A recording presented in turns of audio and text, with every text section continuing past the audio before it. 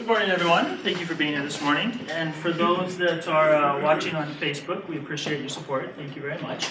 My name is Aaron, and I am the CFO of AJ Phillips Real Estate Solutions, LLC. Hello, everybody. Thank you for coming. My name is Jared Phillips. I am the co-founder, along with Aaron Lewis, and the Chief Executive Officer of AJ Phillips Real Estate Solutions, LLC. If any of you guys would like to contact us after our presentation today, our numbers are here. They can also be found on our website, ajphillipsres.com, or you may email us at learn more at ajphillipsres.com. AJ Phillips Real Estate Solutions, LLC was created in Rapid City, South Dakota in February of 2019 with the purpose of providing affordable housing options for the median income working class family within Rapid City, South Dakota and the surrounding Black Hills area. Our business plan is very straightforward. We will provide a manufactured or modular home on anywhere between a quarter to 10-acre lot within Rapid City or the surrounding Black Hills area. These homes are going to be placed on a permanent foundation along with a double garage, porches, decks, other desirable residential amenities as well. We intend to list these homes for sale from anywhere between $180,000 and $300,000, depending upon the appraised value. And although realistically we are able to provide an affordable housing option for any income range, we're primarily focusing on the workforce, the working class family of the Black Hills and surrounding area. The median income for Pennington County and the surrounding areas is approximately $53,000 a year, annual income. A study was done by the John T. Vukurovich Foundation in assistance with the Black Hills Knowledge Network. It was published in July of 2018. If you guys have not read it, we would highly encourage you to read through it. There's a lot of numbers in there, and it gives a really good snapshot of the community, not just the affordability issues, but the employment, poverty issues, income issues. So please do take a look at that if you can. So generally, and we all know this, there's a horrible need for affordable housing on the low income. Ironically enough, there's also a strong need for affordable housing on the higher income. So we're talking about someone who makes $35,000 a year. Their house payments are about $900 a month, maybe about a $100,000 house. On the high end up here, we're talking about $75,000 a year. You pay about $1,800, you have about a $275,000 house. So what is happening in the market here is with not having affordable options for that wide a range, we're now getting into a market that is squished together to a middle class income market. So you have everybody from the lower income to the higher income trying to find a house that fits their needs, their square footage, their price range. And it makes it extremely competitive, which drives up prices, and it's harder to find the affordable house that fits what you're able to find. With our business model, we are able to take our homes and effectively, efficiently, and inexpensively provide a turnkey home in 30 days that fit the affordability and the desires for what that home buyer in that 35 to 74 bracket is looking for. The type of housing that we use, the manufactured housing, and the amenities that we can pull from it with acreage and square footage, we can custom that, pull that back, and be able to fit to that bracket of what that home buyer needs in their life, for their kids, for their family, and what they can afford, and give it to them relatively quickly. It's a very sustainable and stable business market for what is occurring with the housing market in this area. The following home here is one that fits our specific design pretty much all the way around. This home is located within Hermosa, South Dakota. It is currently listed for $282,000. There are several lots in this area that are available for purchase that fit our specific design model as well at this time. I would like to note that this home is on a lot of 10.5 acres. And that fits our design of what we are looking to develop upon. This home sold in 2017.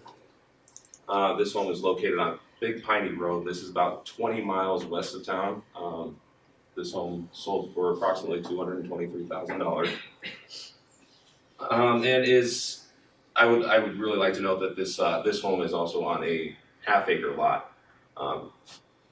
There are several comparable homes that we've found either for sale or that have sold under $200,000 as well.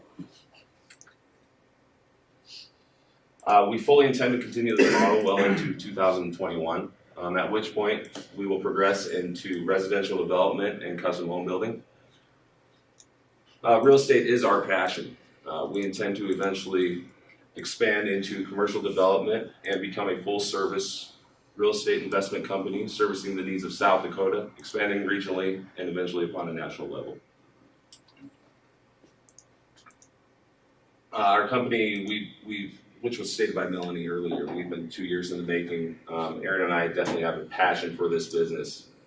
And with my experience within the sales and marketing and customer service industries, and combined with Aaron's experience with real estate, we have the factors needed to address the needs of this area and provide a service to Rapid City, South Dakota. And I grew up. I mean, I remember going with my dad to his job sites when I was a kid. So I was all about housing and architecture, the whole thing. And that accumulated to a senior in high school that graduated early, so he could fly to Indiana and get his real estate license when he was 18. Did some home flipping. A lot of it was working with the local economic development in Indianapolis, Indiana. So that was kind of tied into affordable housing too. So it's kind of always been something that I've had an interest in and can kind of narrow that down a little bit. So that's basically what we're working on here. Being as a million cups the purpose of what we're being here for today. We're two people that had an idea a couple years ago and worked hard for it, and we're standing here now being able to present it to you. So when someone tells you you can do anything you want, if you want to start a business, start it. That's true. It's very true. Because we came up with an idea, we did it, we did all this stuff, and now here we are. When someone also tells you it takes a lot of work and a lot of time and a lot of planning, that is also very true as well. So when you're getting into it, you have to really truly understand the struggles with that part of it. And personally, with me, we both work full-time jobs. The real estate investing I did prior wasn't a company. So this whole, the Facebook page, the website, all this stuff is kind of new to me. So it's like, okay, well, we gotta do a social media presence, we gotta do the business cards, and we gotta do this networking. So it takes a lot of time and stuff that I didn't expect, along with a couple other things. And you got your lawyers and your accountants and all that other stuff. And it's time consuming. We spend a lot of time, especially with this particular business, stuff changes weekly. Homes that we comp out sell the next day. So it's something that you have to constantly dedicate yourself to learn about. One of the other things I think is you think, well, we got this. And we've sat down with about 7 or 8 different people over the last 2 months. The first one we sat with, like, okay, wow, we kind of need to revamp a little bit, So we go back and we get that, we go back in again, and it's difficult for me because I get very defensive of how I feel, but I have to also be very humble and realize I don't know what I'm doing. I've got to learn from all those around me, which is the purpose of being here today, to get the feedback. And so you got to be ready for that criticism. You got to be ready for those 150 no's before you get the yes. And I think for anybody that wants to start a business, you just have to remember that if you believe in the idea and you have a passion for it and the determination for it, I think you can succeed. You can succeed. I mean, we're a pretty good example of that right here. I would also like to add with the struggles and things that we've gone through that Aaron stated that, I personally, when we start this business, I mean, we still need income, So we both maintain full-time jobs. I have a family life that I need to attend to. I have a personal life that I need to attend to. And these are all things that have priority. But I try to make them equal priority along with the business. I put just as much time into our company as I do my full-time job. So really I have 2 full-time jobs, and then mixing that with family and stuff, it's hard to find some sleep some nights. Well, and also working with a partnership, you get a lot of things that say, you're working with somebody, you don't know what's going to happen 10, 20 years down the line. We were friends before we were business partners, and we both share that passion for not only self-independence and success, but also real estate. We love it. We've loved it for quite a while.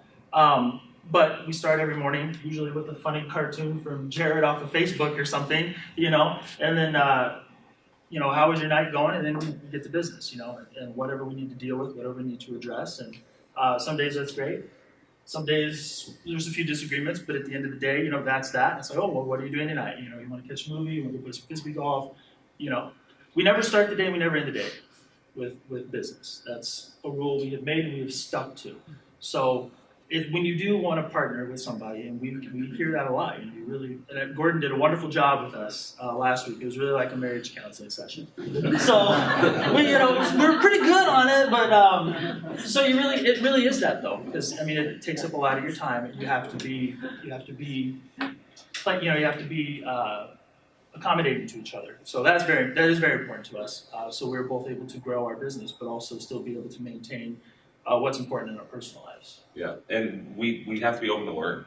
I learn from Aaron every day. He's the details guy, and there's a reason why he's the CFO, and I'm the guy that can talk.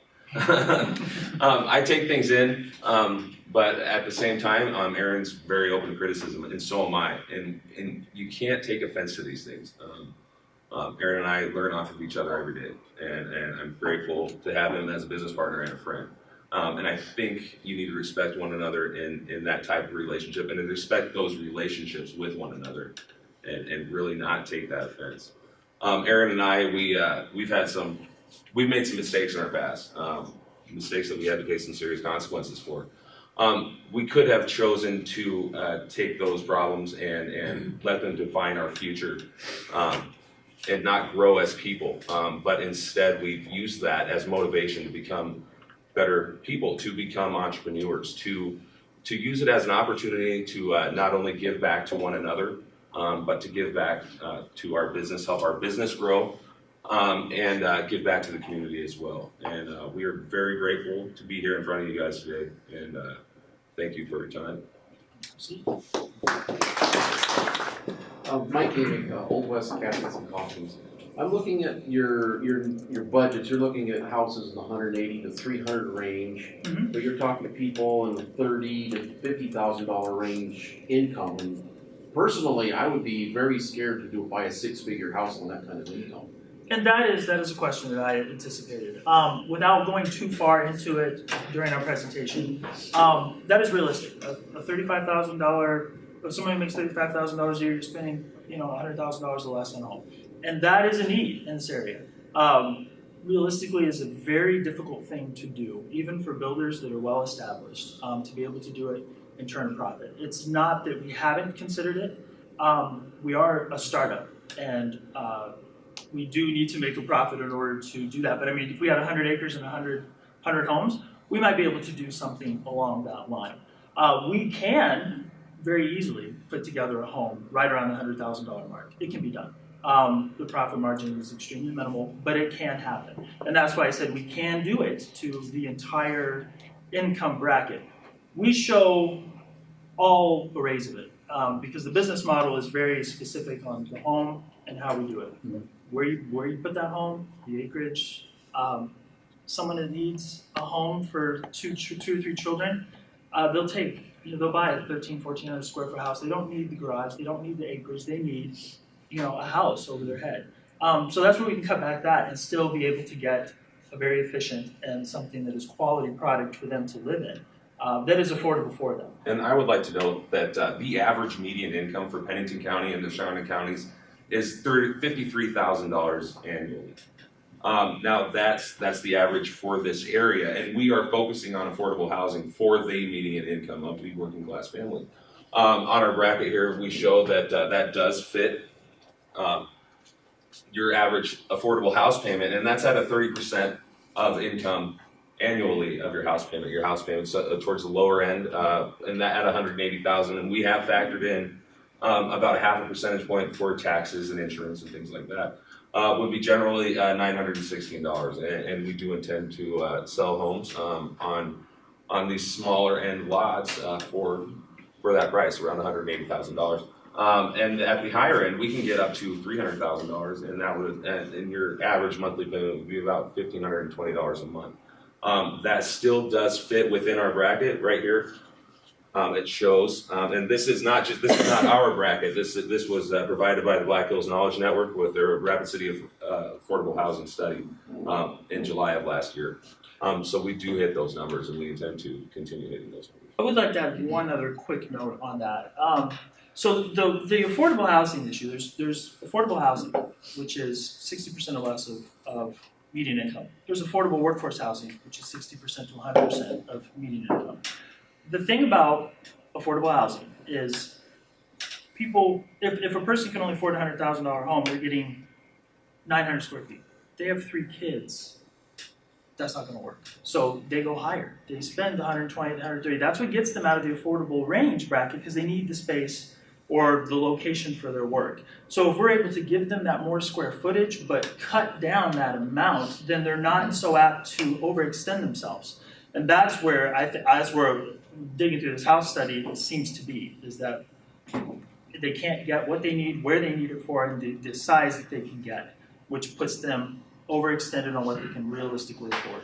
And we're able to cut that down and give them what they need, but not have to keep them out of that affordability range. And like I said, you'll talk to any builder, any realtor, it is very, very difficult to do any type of housing. And I think it's 2,000 or 3,000 units that are needed for incomes under $600 a month, or for people that can pay under $600 a month in rent. That's tiny. I mean, $500, $400 a month, to build a home or to buy a home and refurbish a home, that's extremely difficult. I think it's what 100. What the current build's about 100 and some odd dollars a square foot finished. I believe last year I heard was like 105, 110. For stick built. Yeah. I think it sits closer up to like 160, 170. Oh, We've seen that, especially in this area. It's extreme. The homes that we can do for anywhere from 80 square feet or $80 a square foot to 180 square feet. But that's again depending upon what you want and what you need. I mean, we're not trying to say buy a nice house. We're saying, what do you need? What do you need to house your family? Where do you need to live to be able to get to work? We can do that for you. And I would like to say that we have such a wide range in this. We're still hitting that median income bracket, but the reason we have such a wide range there is because of acreage. We can create desired acreage available for people. People want land.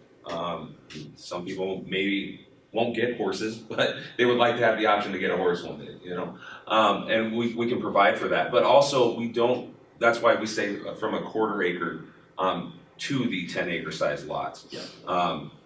So we can do the larger size lots, but if we can do also the smaller ones. And like Aaron said, we can get these homes and put them on the market for around $120,000. You're probably within 30 days. Within 30 days, yeah. And we're probably not going to add a double car attached garage to that. We're probably not going to, put a covered deck on the front. It's going to be pretty basic. It will be on a foundation, but it can be done. And we intend to keep our options available for that. A lot of that depends on your covenants of where you're putting this home. You get a covenant in this area. A lot of these lot areas, a lot of them you have to have a garage with it. You have to have this covered porch. So it depends. We have to hit the exact needs of not only what we want, but what that community of where we're putting these homes wants as well.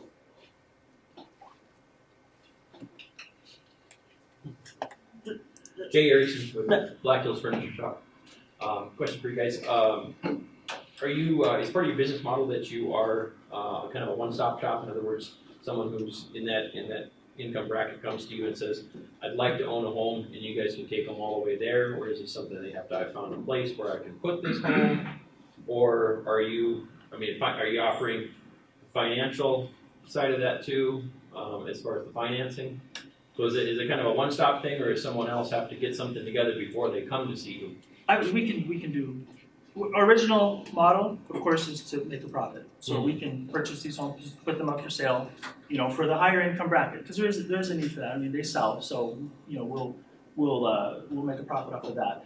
But if you come to us and say, I have a house, I have a house I need to move, or I need some land, I have a house, yeah, we'll be more than happy. We can do that. And we've been working on a network. We've developed a strong relationship with a local realtor here.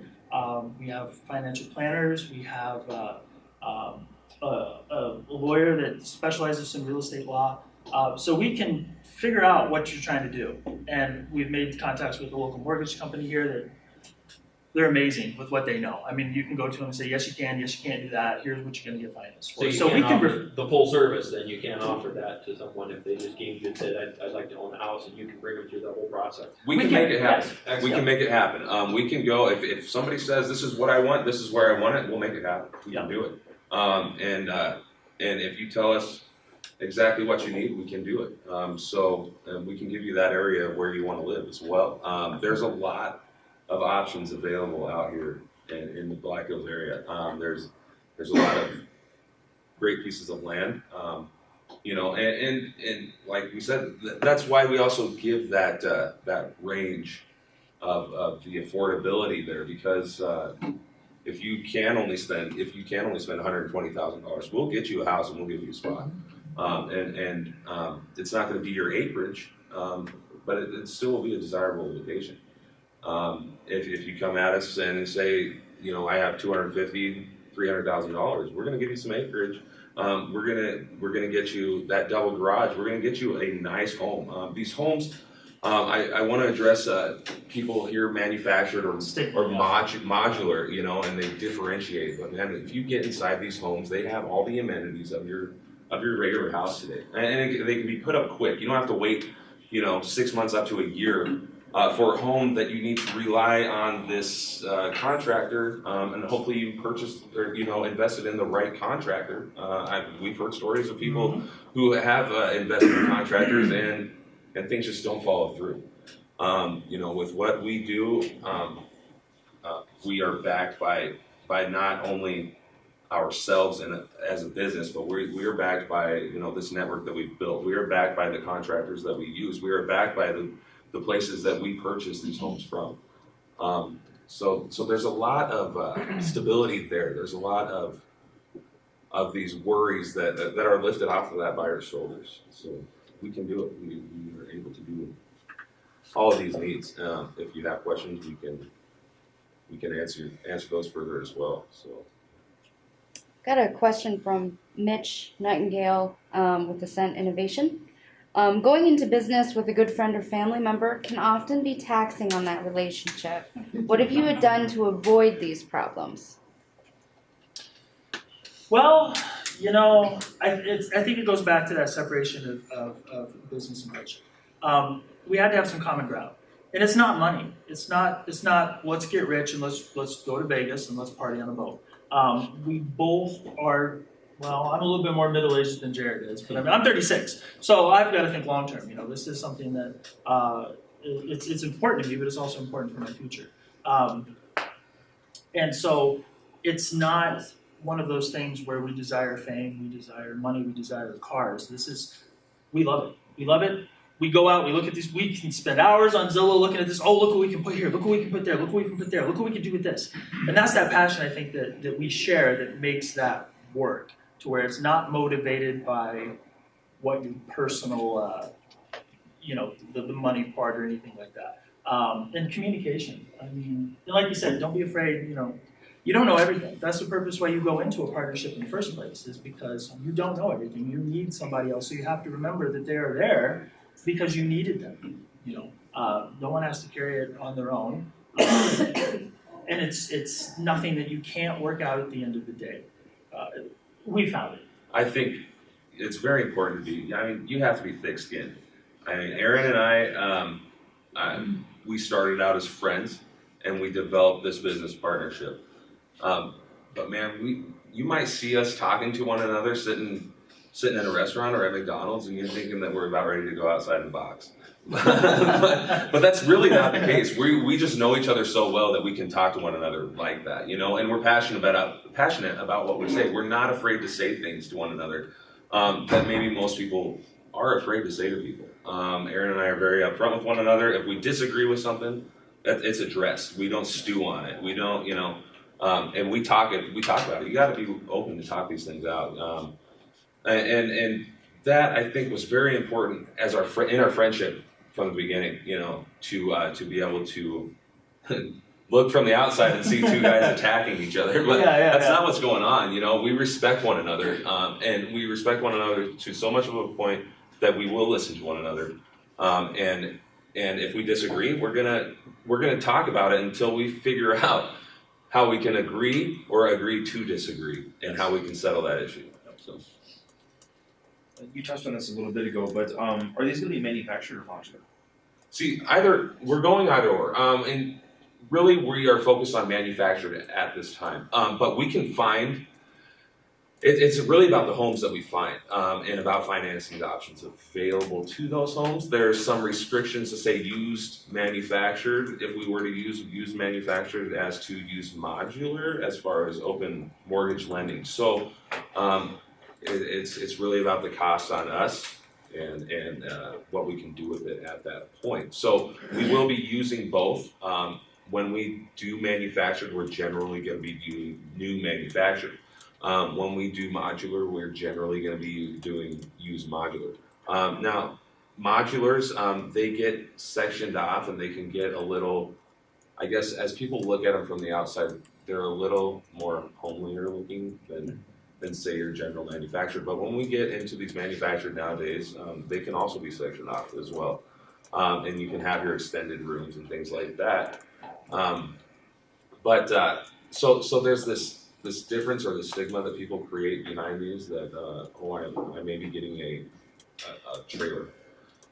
That's not the case. That's why we put the foundation on it. That's why we're going to add the double car garage. That's why we're going to add a covered porch. And when you look at these from the outside, a lot of them you can't see unless you're really looking for it, a huge difference between stick built, manufactured, or modular. And that's the reason I asked, is there's a huge insurance difference for almost every company between modular and manufactured, Right. Which really always confused me a little bit because the only difference is the state laws that go along with manufacturing it and moving it onto site as opposed to modular and assembling it on site. So that becomes a huge thing with the insurance industry. And we have addressed that with we met with the mortgage lender, and our original plan was to acquire previously owned manufactured housing, which makes it very difficult for financing. About the only financing available for that is VA financing, which in this area is wonderful because we do have the base, and that is another part of what we're trying to do as well, to help with the housing that's coming in for that. I think also that's more what we touched on with Jay.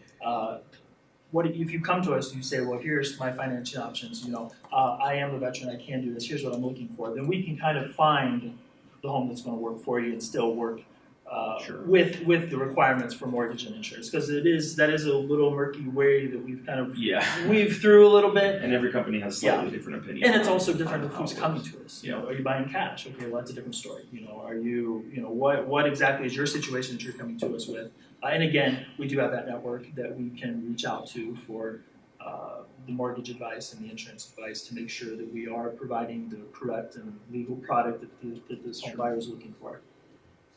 You mentioned that you're buying used homes in some cases. What's the oldest that you would purchase? We're trying to stick to 10 years or less. We've found some out there for 96, 97, 1996 is 97. In good condition, but you're getting a little bit out of the value that's in it. And again, a lot of that is going to depend on who's coming to us. Because it is used, we're a little bit restricted on the financing. So that would have to be someone that says, I have the financing, I'm paying in cash, I can do this. And then do they intend to live there, for a long period of time? The homes that we do for profit will be either brand new manufactured homes or modulars that we can find, because that's how it works for financing. For that part of it, where we set, we flip, and we sell. But for the part of it where we're working with the home buyer, that is really going to depend on what you're looking for. Are you trying to stay there forever? Then let's go something newer that you're not making a high payment on. If you're planning on leaving in a few years, and actually this was something we touched with some gentlemen from the base. At my job, they came in, and I talked to everybody that I can. It was 2 airmen that came in, and I said, well, what do you guys get for housing? What do they allow you for housing? And they said, between $900 and $1,200 a month. I said, so what do you get? And he's like, we had to buy a $210,000 crappy place in a place we didn't want to live because we couldn't find anything else that would fit our needs. And so what really sucks is there's no value in it, and we've got to sell it 2 years when we leave. So those kinds of things for the people who come into the community, especially with the base that are here and they're leaving. we can give them something that, if you want to stay here and retire here, great, we can get you set up with that. Maybe we'll go the used route, get you something that's maybe smaller acreage. If you're looking to make some money off of it, then we can get you into where you can buy a little bit low, because we do, the type of product we do use, we can maneuver a lot of different things to where we can still make a profit, and then you can still end up with a home that you have a profit for, which is investing also into the community as well. Again, that particular answer is more focused on what that home buyer wants, and we try to really hammer that in. The new is how our bread and butter, but the customer service part of the person coming to us. What do you need? What are you looking for? What can you afford? And we'll find it. So it's very much what they want, but we can do it. We can do it. And we just try to stay away from something that's not going to hold the value. And again, with the stigma, like you mentioned, we want to make sure that the homes we are putting in the community are ones that will stay and maintain value. And they do. Manufactured housing over the last 6 years went up, I think, 7%. Without land, with home was like 8.3%. So they maintain the value as long as you're getting the correct product and you're putting it again in an area that people are looking for. And I would like to know that even though we're not going for this old of home when we purchase and resell, there is a comp on the market right now for upwards of $290,000. It's a 1963 manufactured home. It's out in the hills, and it's on I believe about 1.5 acres. It's a beautiful location. So these homes are out there. That's what it's listed for. I'm sure if it got an offer for $270, they're still going to be profitable. So that's an old home. I'm sure it's renovated on the inside, but these homes do maintain value. A lot of people think that it's not a profitable investment or a smart investment, but they are, and they are becoming more and more accepted. And the best part about it is we can have these homes up and on the market within 30 days from start to finish.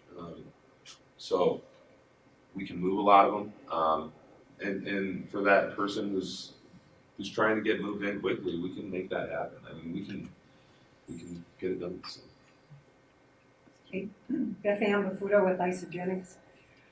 I'm curious, because of your business structure, if you've taken the steps to have an exit strategy. You'd say when you're a partnership, while you're getting along, you should decide if you would ever dissolve. So how you would do that.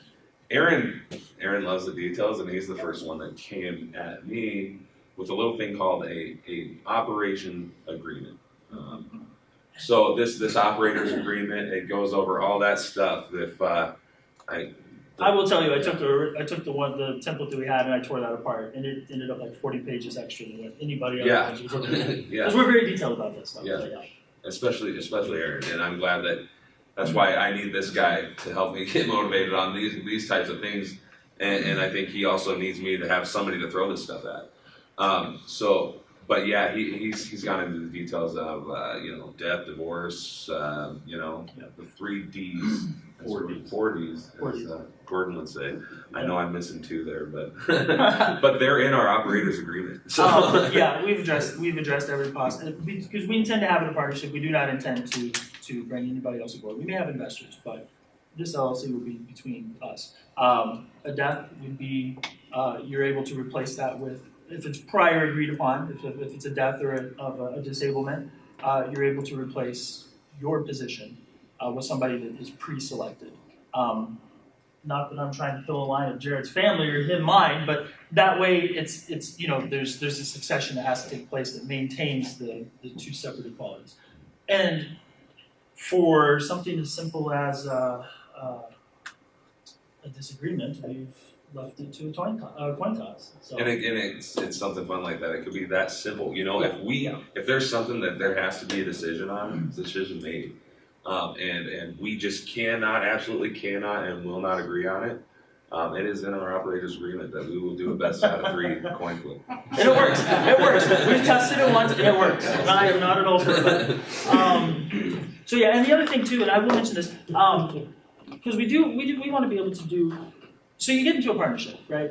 We do real estate, right? So 10 years from now, Jared loves gold mining. I'm not a big fan of it. So I want to go over to gold mining. So we've structured ourselves where he can do that. You know, if I have something on the side that I want to do, I can do that and still maintain my portion of it, and we can operate under the umbrella, but independently, separately. So that allows us to pursue separate interests, separate investments. If we choose to do it together, that is great.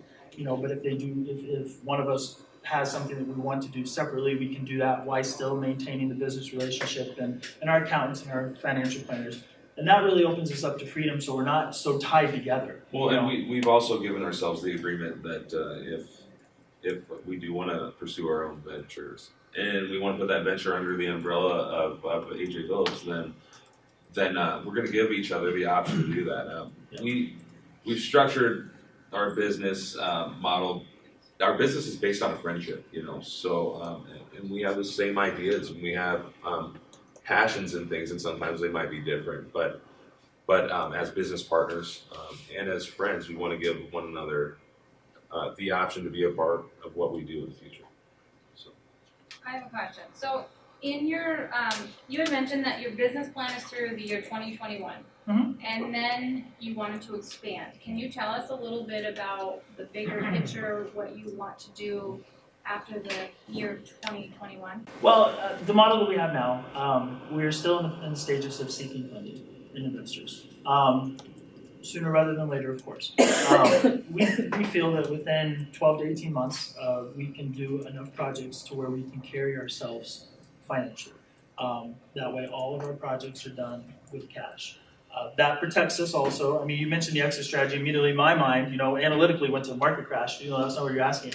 But I've been through that before. So we want to make sure we position ourselves to where if something does happen, we can maintain and get by. What we would like to do is, this is our stepping stone. We don't have a trust fund. You know, we don't have a $200,000 line of credit.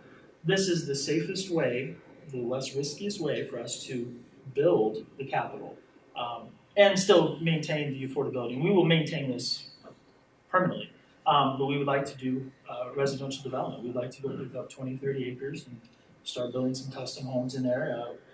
You have a very strong interest in doing some commercial real estate. I'm not real familiar with that, but we will definitely see if we can't jump in there somewhere. But it kind of goes back to the question that you had asked before. We want to be able, if you got something and you need something in real estate done, we'd like to try to figure out how to do it. You know, because it's something that we enjoy, and we've done the residential part. But as far as, you know, development and stuff like that, that's kind of new. But that's that exciting part. We really want to just get into all of it and really have fun with it and see what we can do, not only to grow our business, but to assist in the community as well. and then when we say expand regionally and on a national level, Aaron has family in Indiana. I have family in Nebraska. We can take this business model really anywhere, and the comps show that it is profitable. It can be done in these areas. So we do intend to take this specific model outside of this area. Not that we're not going to remain focused here, because this is where our roots are, and giving back to the community, but we want to grow.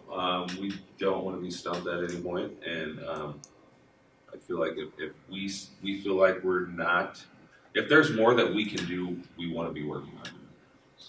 So just for clarification, I think I heard you'd like to take this model elsewhere, but I think I also heard that maybe this model could be an arm of what you do, and then you expand into these other ways of doing things. Is that correct? That is correct, yeah. Being from Indiana, I have family in Indiana and Ohio. Dayton, Ohio, suffered massively from the financial crisis. There a lot of money is flowing in there now to revitalize that community. Like I said, because we can pick and choose and get that done, we think we can have a positive impact on communities that are trying to rebuild themselves. And not only that, but I mean, we're investing there. So then when they come to sell that house, maybe they can come back to us, and then maybe we can build them all. You know, or if they decide to start a business and they want to build an office, maybe we can do that for you too. You know, we really kind of want to build that, but there's places all over the country. I mean, that's noted by the opportunity zones for the tax credits and the rural initiative development. This is a model that you can take to any community that really needs what this community is dealing with. And it's not heavy here as it is in other places. The only thing that changes is your numbers and how you will and deal to get it done, and the demographics of the area. But it can be done, and it can be something that an entire community can get involved with, and we're open to that. I mean, if we had somebody come to us and say, I've got 100 acres in Sioux Falls, this is a great idea, would you like to do something? Sure, absolutely. You know, if you're aspiring to contribute in any way, we'd be more than happy to help as well. But yeah, just tie it all in so we can help build not only our business and our footprint, but those communities that do need to rise from the last decade. I mean, there's a lot of stuff out there, you know, and that's where we are right now with affordability and things like that. So if we can help out a little bit there and still And I do want to say I understand that it sounds like we're going too big or we're thinking too large, but I want to help everyone to understand that from our standpoint, we are real estate investors. So we are the guys. We're not going out there and we're not building the homes. We're not that I can't. I've built garages in the past. I've built homes in the past. I know how it's done. But our intent is to hire somebody to do that. Our intent is to hire, we purchase these homes from the dealers, and the dealers are going to build the foundations for them. We're going to hire somebody to build our porches and stuff like that. So we manage the top end part, and we make sure everything is done to our satisfaction, and then the contractors that we hire, they're going to make sure everything's done to their code. They have rules that they have to follow, and because these homes that we move, we can put them in quickly, and with that we can have several projects going at a time. We can see what's going on over here, and we can drive down the street and see what's going on over here. So we can manage these things. We do intend to be on site of any of our projects going on every day, but we don't want to limit ourselves as well. When we talk going into residential developments, I have my dad's good friend. He was a real estate agent out here, very successful at it for a long time. He recently moved out to California and decided to retire early. He helped develop a development out here. I can't remember the exact name of it, but it's out west of town in the hills. And this was right before 2008. And what they did is they put up a ton of homes all at one time. And then the financial crisis happened, and they took a loss on it. He had to sell. Now these homes since then have sold, and whoever picked them up had to have made a huge profit. They're beautiful homes out there. So we don't intend to invest on all these homes at one time, especially when we're doing custom home building and these residential developments. We're not going to get in too deep. We're going to get one. And Aaron, I think he can explain a little more of that design and how that works, as far as putting one home up or two homes up at a time, letting them sell so that we're not digging ourselves a hole. So.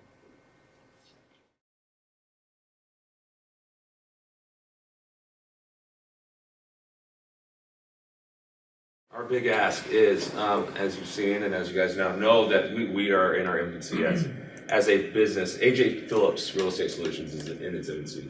Aaron and I have developed this for a while, but at this time we are currently seeking investors. If anybody is an investor or potential investor or happens to know potential investors, we would like to sit down and have some coffee with you. Check out our website, watch this presentation, see what you think, give us some feedback. But at this time, we want to get some projects going.